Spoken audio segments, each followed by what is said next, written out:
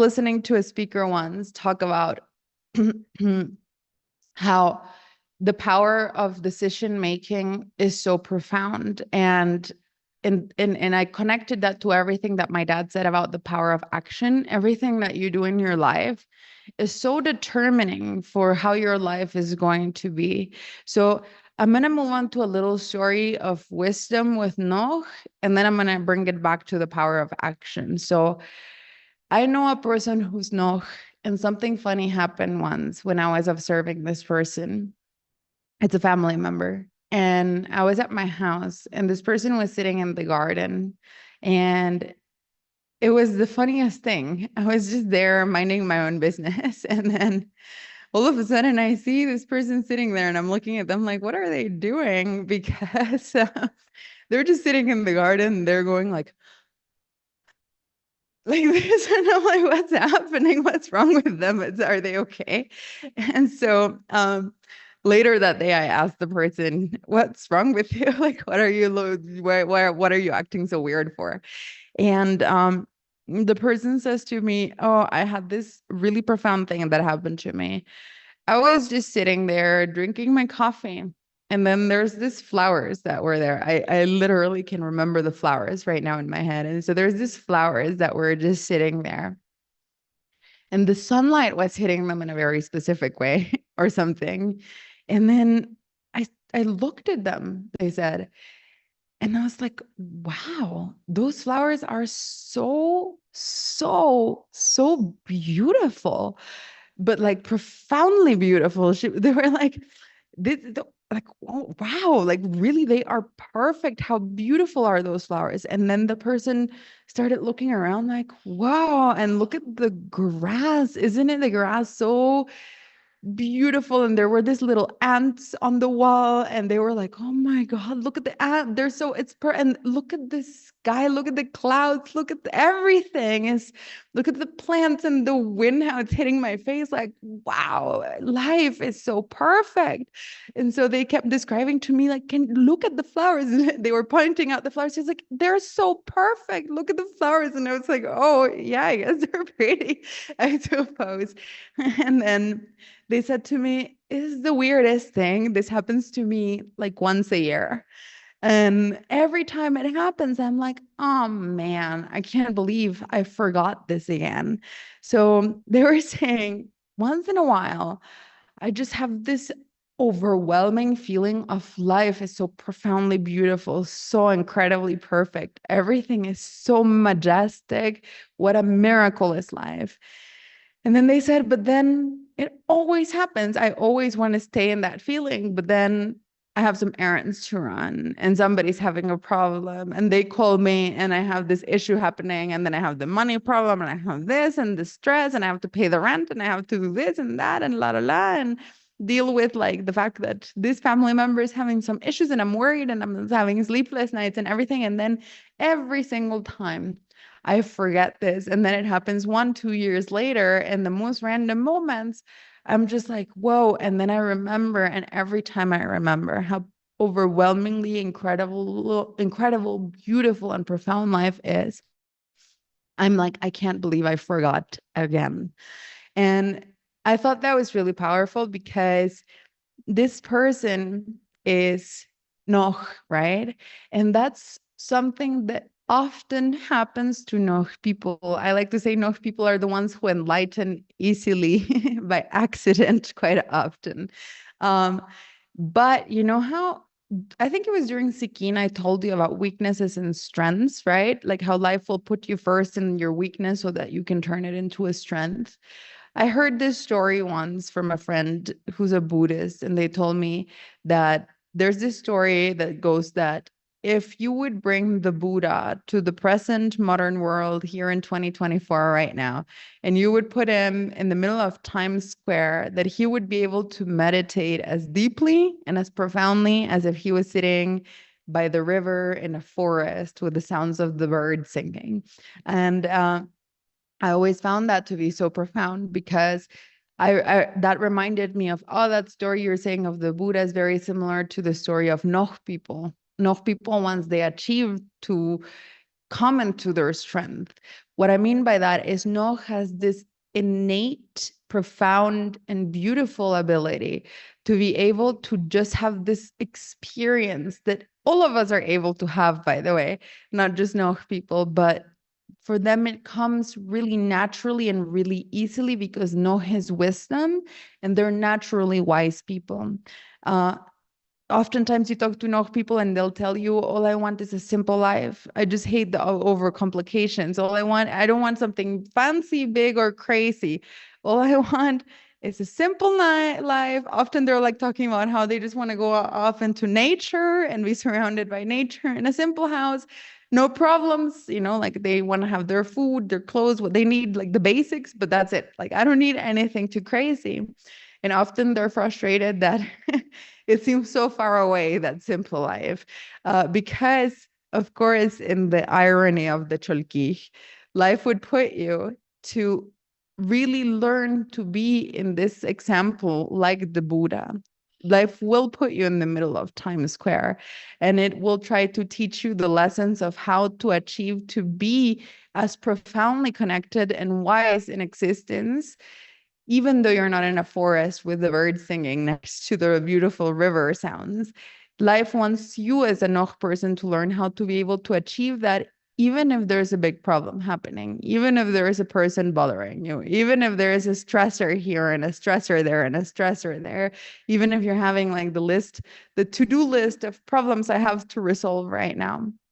So oftentimes Noch people, the lesson they have to learn is how to be with themselves, how to take care of themselves, how to give love to themselves, how to advance in their life and become better versions of themselves, even when they're in the middle of Times Squares, even when there's a lot of noise and sound and traffic and things happening around them. So that's the lesson that Noh teaches us, is the lesson of basically connecting with ourselves, connecting with our wisdom, being able to appreciate life even when life is so imperfect. And so going back to what I was saying before, what this coach told me, like, what are you going to do about it? I realized my life was so completely and absolutely imperfect. And I thought, I can't work on myself until life is good. And then he opened my eyes to, I have to work on myself so that I can live a good life. It's not the opposite. I once heard somebody say, in life, in restaurants, you get the meal first and then you pay the check. But in life, you pay the check first and then you get to enjoy the meal. And so that is so true. You have to pay the price without having seen the result yet, or without having the nice, fancy, tasty meal in front of you. You get to enjoy it once you've worked on it, once you've paid the check. And so basically, that's what Noch teaches us, is the importance of taking action. And Noch teaches us that there's never going to be like, the perfect moment that we're all waiting for. I'm waiting for a good time to start working on my dreams, or I'm waiting for the good moment to start doing that thing that would be really healthy and helpful for me to do. I'm waiting for this and that, or la la la, and so, and then we spend all of our time waiting, and you know it's hard. It's so much easier said than done, and trust me, I'll be the first one to accept that because we all struggle with the same things. But I was listening to someone say something that I found so profound, and it was about action and decisions, and about how there's every decision that you take in your life, that you make in your life, is so important. And sometimes we think that the decisions we have to think the hardest about are the really big ones. Like, oh, am I going to move houses? Am I going to move countries? Am I going to buy that house? Am I going to get that car? Am I going to make that investment? Am I going to, do that like really big thing? And we think that those are the big decisions that determine our lives. But the reality of it is, I moved houses, and that didn't change what was inside of me. I moved countries, and that also didn't change what was inside of me. That was less determining for me than the real true decisions of life, which are, what are you going to do on a daily basis, like the little things that you're going to do on a daily basis? Are you going to be the kind of person that exercises and works out or not? Are you going to be the kind of person who eats healthy or not? Are you going to be the kind of person who works on yourself and tries to actually overcome the difficulties of your life or not? Are you going to work on giving yourself love, on healing your problems, your traumas, your difficulties?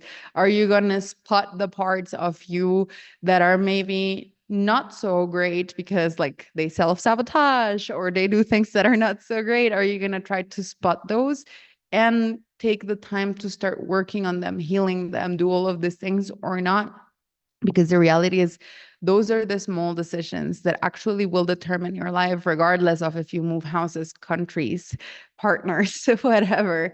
It's what's actually inside of you. And so I heard somebody, as I was saying, speaking about decision making, and they said something really funny that resonated with me a lot. Decision making is so important and is so profound. And yet we have such a hard time making decisions. Like all of those small decisions seem so impossibly difficult to make. And then she was saying, but look at us, look at all of us human beings. Oftentimes so many people even have a hard time deciding what restaurant they want to go to. And I was like, where's she going with that? And she said, when your friends ask you, so where do you want to eat? Oftentimes, and that happened to me so many times, I don't know if that's common, but I was like, oh no, I don't want to, you decide. Whatever you guys want, I don't care, you decide. And people are like, no, but what do you want? And you're like, no, no, what do you want? I don't care. I don't want whatever you want. And she said, even in those tiny, tiny things, when we say no to deciding what restaurant we're going to eat or what place we're going to go to, she said, what's fearful about that is not the actual decision, but the consequences of that decision. What if I make the wrong choice? What if people don't like it? What if I make a mistake? And now I'm accountable for that the food was not good. And everyone will blame me because the food was not good and we didn't have a great time. And it was because of the decision that I made. And it was such a silly example. And I never analyzed it. But then I realized that's exactly what I do every time people ask me where I want to eat. And it's so dumb, so silly, so tiny. It feels like such an insignificant thing. But how afraid are we of decisions and of being held accountable for the decisions that we make, that even the tiniest, least life altering decision, like what restaurant to go to tonight, go to tonight is a scary one for us. That's how scared we are of decision making and making decisions in our lives. And so oftentimes we have knowledge, and it's so funny because my dad told me once, ask any person in the world. And I found that to be so true. And then I always ask this question during the challenge. Ask any person in the world, he said, to tell you 5 things. So think about it right now. Tell me 5 things that you could start doing today that would make your life a little better, because they would make you healthier, because they would make you a better version of yourself, because they would make you happier, because they would make you advance in life. Like just 5 things. What's so funny is if you would ask me that question, and probably the same thing happens to you if I ask you that question, is I don't even need half a second to come up with 5 things that I could start doing today. I could give you the list right now. I'm like, oh yeah, I have to start meditating more. I have to start exercising. I have to start doing that and this. And I'm like, easy. I can tell you right 5, I can tell you 20 if you want. And so it's probably also true for you that you can also think about 5 things that you could start doing today that would make your life better. And if you would actually stick to those 5 things for the next 1 year, 2 years, 3 years, 4 years, 5 years, you are smart. So you know that would probably significantly impact your life. Like, what if you would start meditating today and then you would do it every day for the next 5 years? Don't tell me that's not going to significantly impact your mental health, your physical health, your relationships, your life. what if you would tell me I will start exercising today and working out because it's something I don't do? Don't tell me that if you would stick to that and you would start exercising 3, 4 times per week for the next 5 years, that wouldn't significantly also impact your physical health, your mental health, all of your health. And so it's so easy. And so my dad told me, isn't it funny how we all know exactly what we need to do? We have the knowledge of exactly what we need to do in order to help ourselves. Why is it so difficult then to do it if it's so simple? It's not like, I want to be better, but it's so hard because I wouldn't even know what to do in order to be better. That's not actually even the case. Oftentimes we do know what we need in order to get better. So the question is, why don't we do it, right? And so many times is what I was mentioning. Like, we're just so afraid of the decision making, of change, of all of those processes that happen in our brain because we're so used to this fight or flight and so separated from like our parasympathetic nervous system at this point is kind of worrying. So I've been reading a book recently. It's called The Brain That Changes Itself. I haven't finished it yet, but highly recommend. Interesting book about the brain and neuroplasticity. Super interesting. And the reason I started to read this book is because of Raquel. So I don't know who knows Raquel, but she's a Mayan healer. She comes from several generations of Mayan herbalists and healers. And I went to visit her super randomly, really. It must have been destiny or something because the way I met her didn't even make like too much sense. So we wanted to record a video course for the Mayan Wisdom Journey, and I really wanted one of the topics in it to be herbal medicine.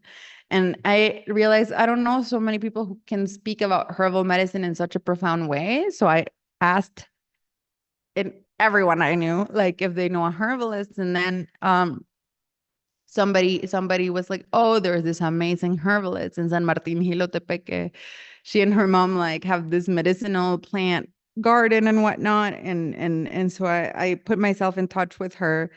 And I asked her, can we record this video course? Like I explained her everything we do at the Mind Wisdom Project. Can we record this video course? La la la. And then we were there with the camera crew recording the video course a couple of weeks later. And so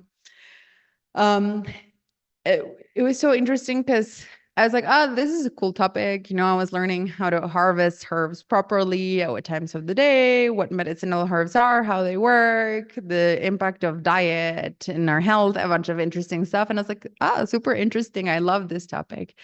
And then I thought that was it. I thought I was going to leave and never see her again, and that was it. But instead, what happened is we turned off the cameras and we asked her. The camera woman was like, I have reflux, and she was like, do you have anything for reflux? And Raquel was like, actually, yes, I do. And he gave her some herbs, some medicine to take home for reflux. And then she was like, and my dad has this issue and that issue. Do you have something for him? And she was like, yes, I do. And then I was like, I also want to ask her some questions. And I was like, but what do I have? I was like, I have no problem. So I don't know what to ask her. So I was like, maybe I can ask you some questions about health. But I told her, I don't know what to ask you because I'm healthy. Like I don't have health issues at all. And then she told me, well, actually, that's great because I prefer my patients healthy. And I was like, what do you mean by that? How do you prefer your patients healthy? What kind of weird doctor says that? And she told me, no, what I mean is I can treat people once they're already sick, of course. But what I prefer is to have people come to me when they're strong, when they're young, and when they're healthy so that we can do preventative medicine so that you don't ever have to get sick. And I was like, that's crazy. That's super cool. I was like, yeah. So I was like, okay, do preventative medicine on me. How do I do it? And she was like, well, let me tell you. So let's start talking a little bit about you. And so I can start identifying maybe what problems you could run into in your life. And I was like, yeah, okay, cool. Let's do it. So I was like, yeah, I do work quite a lot. It's like, yeah, come to think of it, I am pretty stressed, And she was like, okay, so stressed. And I was like, yeah, pretty stressed. Like, I don't have like back pain. I have had a lot of back problems in my life, but right now I don't have back pain. It's just more like back tension. It's not pain, but like my muscles are just tense in my neck, my lower back, my back. And she was like, okay. I was like, true. The doctor always tells me my colon is inflamed. I forgot to tell you that. And she was like, okay, so inflamed colon. I was like, oh yeah, I do have colitis. She was like, okay, colitis. Like, I was like, oh, I have anxiety. She's like, okay.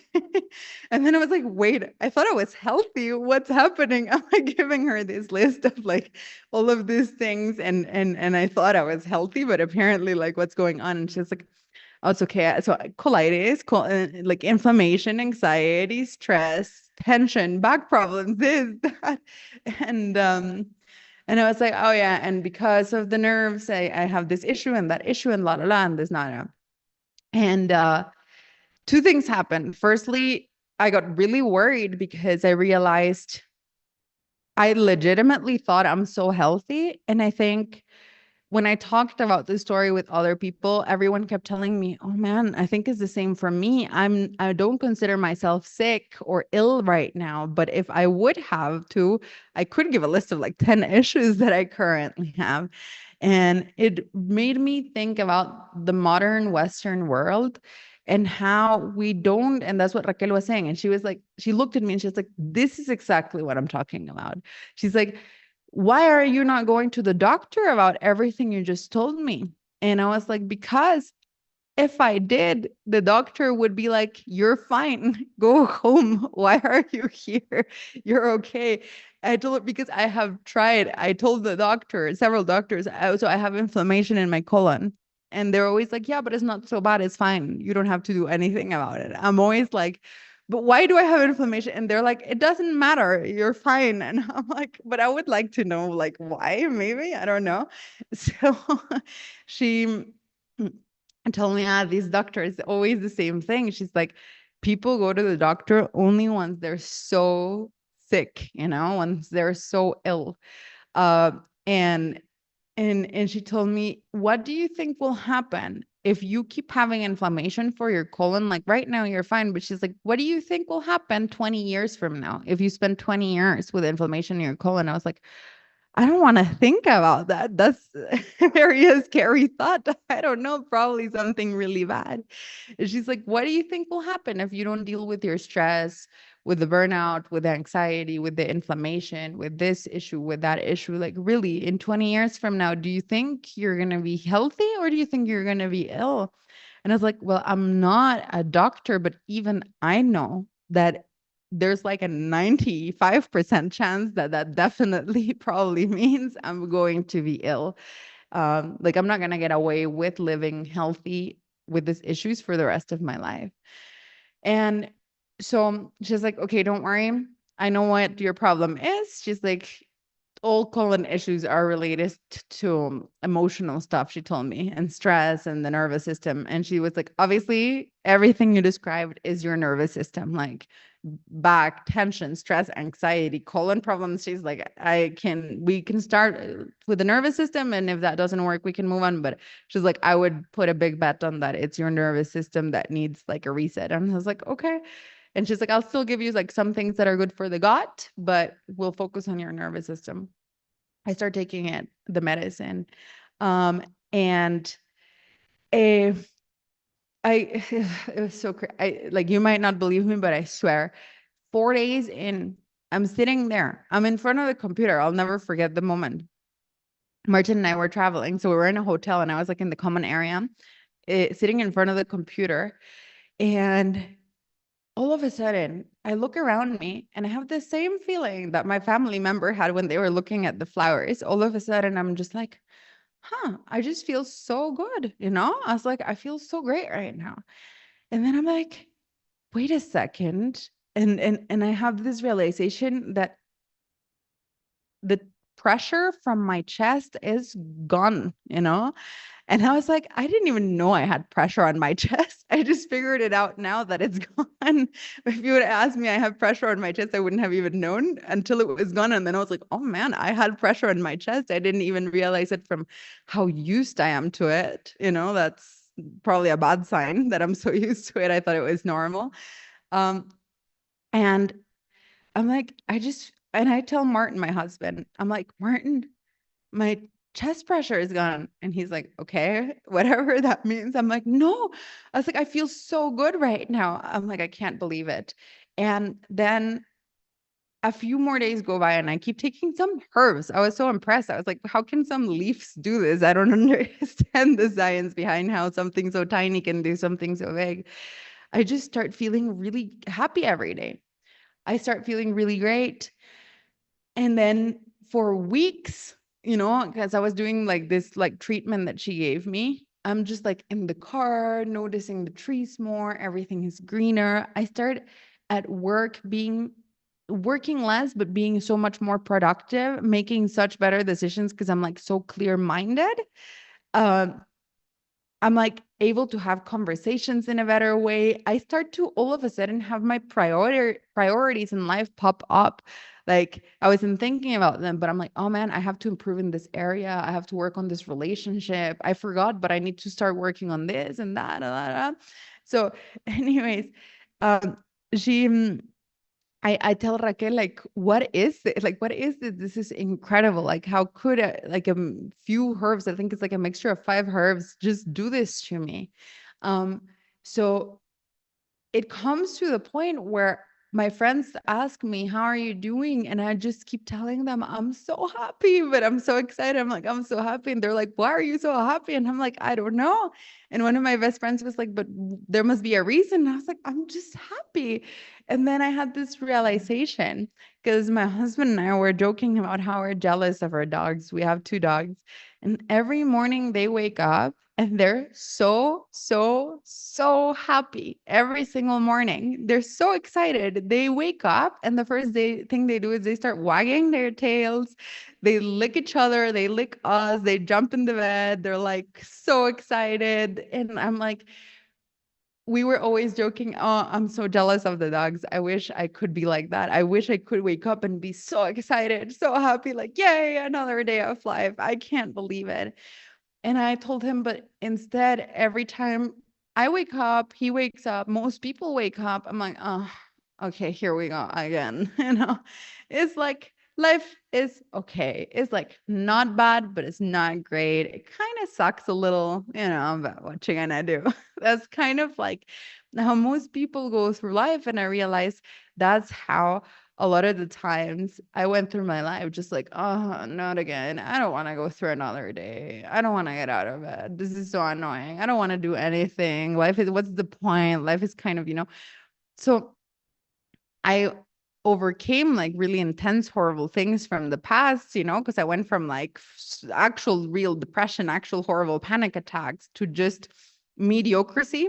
But then I guess I kind of got stuck at mediocrity. And then with the herbs, I was able to start experiencing every morning when I woke up the exact same feeling as my dogs. I woke up and I was like, yes, I can't believe it. I woke up. I'm so excited right now. And I was at work and I'm like, I'm at work. I'm so excited. I saw my friends and I was like, oh, here's my friends. I love them so much. I'm so excited.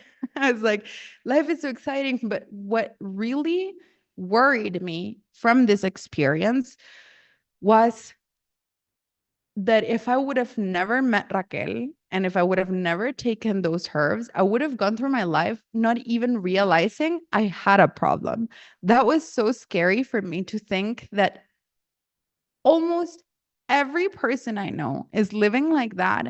And that's probably why I thought it's normal to be like that. That's probably why I thought I'm super healthy. I'm super fine. I don't need anything. Stress, anxiety, inflammation, that's normal. What are you talking about? Burnout, something to be proud of, you know? Like, you know, like waking up and life is so bad. It's like, that's what being an adult is like. Hello? Like, obviously, that's just life. There's nothing more to it. Um, And I was like, this is so normal for so many people in the modern world. We don't realize how not okay we are doing. And it wasn't until somebody took that pain away and I could feel for a moment, for a few weeks, how it feels like to actually be okay. That's when I realized, oh, I was not okay. And I didn't even notice I was not okay. So I obviously got obsessed. That's why we started working with Raquel. You know, the spoiler alert. Like it ended up in like now we work with Raquel and sell her herbs and everything. But because I was like, we have to bring this to people. But uh, I started working with her and I really got obsessed with I need to understand the nervous system a little bit better, like a little bit more. And then I realized, even though everybody knows what the nervous system is, I know the nervous system is obviously like your nerves and your nervous system, it expands through your entire body and it is also the brain. But I realized I never understood how profoundly the nervous system is the brain as well. Like the way your brain is wired, the way everything in your brain actually works, and how that kind of determines everything that's happening in the rest of your body. That's why I started reading every book I could get my hands on the topic of the nervous system and reading all about the parasympathetic nervous system, neuroplasticity, the vagus nerve, like 1 million things. Um, and learning about how the brain works and remember Noch is the brain opened my eyes to, okay, so it seems like we're all in fight or flight mode quite often in this modern world, and that's just not normal. The way in which we live, like I could understand finally from like a more scientific neurological perspective, the way in which we work in the modern day world is so not natural that we actually have 1 million different things that are happening in our brain that are not right, from certain neurotransmitters that get released every time we make decisions. And in ancient times, when we made decisions, we had to make a few decisions every day. But I read the statistic and I totally forgot the number. But by 11 a.m., the average person already has made hundreds of decisions in the modern world. And every time you make a decision, you release a certain neurotransmitter that takes some time to wear off. So then it over accumulates in your brain. And that's why we're all so tired all the time, because it's like you're congesting like your brain with that neurotransmitter that makes you feel tired, even though you're not exercising or running. And then another neurotransmitter gets released that lets you know that you're tired. And then we go ahead and we block it with caffeine. We're like, oh no, I can't be tired. Let me drink coffee so that I can keep going and make even more decisions. Because when a lot of that decision making neurotransmitter is released, your brain is like, okay, go to sleep so that we can wash your brain off for a little bit and reset you. But instead of going to sleep, you're like, give me more coffee, please, so that I can keep going and keep working. And then that has effects on your health. Like all the stressors of the modern life, from like traffic, work, like an overload of work that we're going through, like all of the different things that are happening in our surroundings are activating our fight, flight, freeze, all of those modes, like survival mechanisms, which turns off our body's natural processes. And when our body's natural processes are turned off, our body cannot regenerate as well. It cannot heal as well. It literally makes us sick. So stress actually makes you sick. So all of these processes are happening in the nervous system. And I didn't understand just how important it is to have a healthy brain and to have a healthy nervous system until some 5 random leaves made me experience what having a good nervous system actually feels like, and what stimulating your vagus nerve actually feels like. And then I compared all these notes with Raquel, gave her all those books, asked her, you know, to teach me like what is she doing. And then she explained me like, yes, you're saying it now in a very sciencey way, but basically that's what the herbs do. Some of them work to reduce inflammation in the nerves.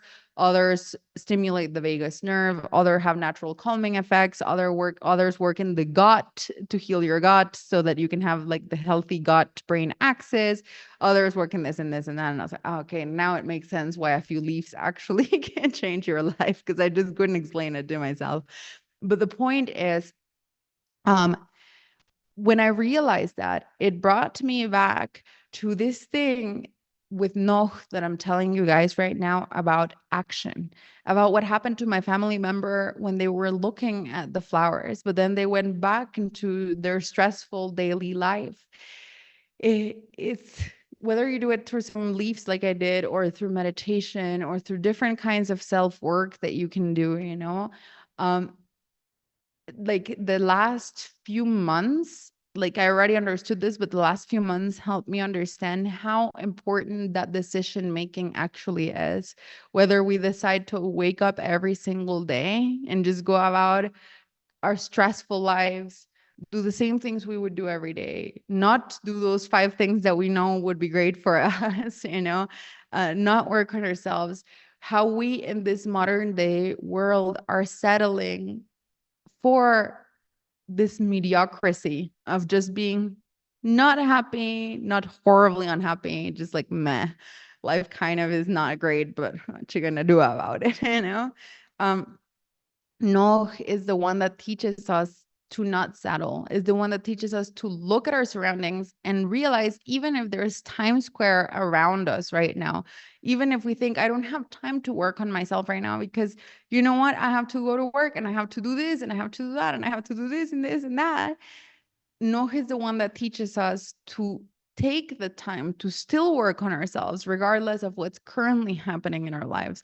Because surprise, if you work on yourself, then your life is going to be better because of that. And then you're not going to have to deal with so much of that Times Square anymore because you are working on those things. Noh is the one that teaches us about the importance of the health of our brains. And I knew that was important, but now I know even more just how important the health of our brains actually is. Noh tells you, look at your brain health, look at yourself, take time for yourself. And for once, don't just know what you have to do, but actually do it.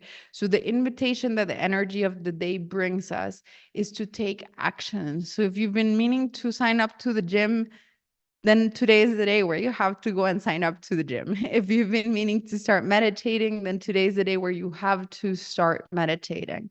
But also remember, we're not talking about motivation here. We're talking about action. Motivation is like not good enough. It's not like, hey, go to the gym today and then do it for a week and then give up, guys, because you already got, you know, you already self-sabotaged yourself or whatever. It's action, which means the way in which you live your actual daily life. And if you forget it, the Cholkij reminds you every 20 days, hey, did you forget that? Because you actually have to get started today with how you are supposed to live your daily life for real, and how you have to do all of those things. You have to be healthy. You have to strive for more. You have to do something about it.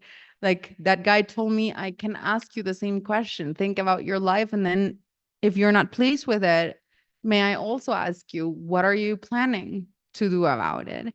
And so today is a great day to take care of the health of your brain. That's why, you know, I got stuck up. That's why we have like amaranth. I do popped amaranth. It's so easy to do it with the cacao. That's why we have amaranth in the recipe of cacao today. Amaranth is a super food. It's like an ancient Mesoamerican super food. Is part of the system of plantation of corn. It was also considered to be sacred, amaranth, since ancient times. And in modern day Guatemala, they're using it a lot for all of the regions of the country where a lot of the children are struggling with chronic malnutrition. A lot of like organizations are gifting people amaranth to plant so that they can incorporate it to their diet because of how protein heavy it is, but also just how rich in nutrients it is. So and it's gluten free. So it's also, if for those of you who have that problem, I have that problem. So it's a good source of protein and nutrition, everything that's also gluten free. Um, and a lot of the components in amaranth are really healthy for the health of your brain. And I think it goes without explanation why today we would want to drink something with our cacao that's good for the health of our brain. So that's it. I guess let's end it on today's the day to start taking action. What are you going to do about it? And how's your brain really doing? And what can you do to start healing your brain and your nervous system? So that's it. See you guys tomorrow. Have an awesome rest of your day. Cheers. Enjoy the amaranth and the cacao and enjoy a beautiful no, go get enlightened or something. And I'll see you guys tomorrow. All right. Bye bye. Have a nice day.